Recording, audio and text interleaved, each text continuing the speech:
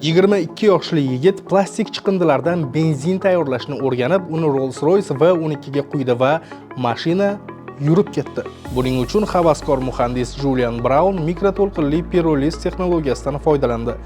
Bunda plastmassa yoqilmaydi, aksincha vakuumda mikroto'lqinlar yordamida qizdiriladi. Natijada oktan soni juda yuqori 110 ga teng bo'lgan toza yonilg'i olinadi.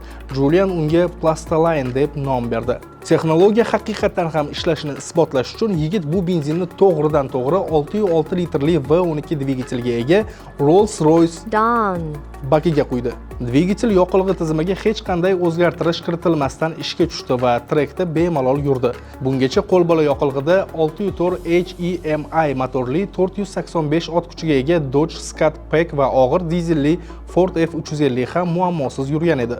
Uning niyati statsionar yonilg'i quyish shoxobchalari tarmog'ini qurib pul ishlash emas. Julian hozir quyosh batareyalarida ishlaydigan to'laqonli ko'chma reaktor yig'yapti.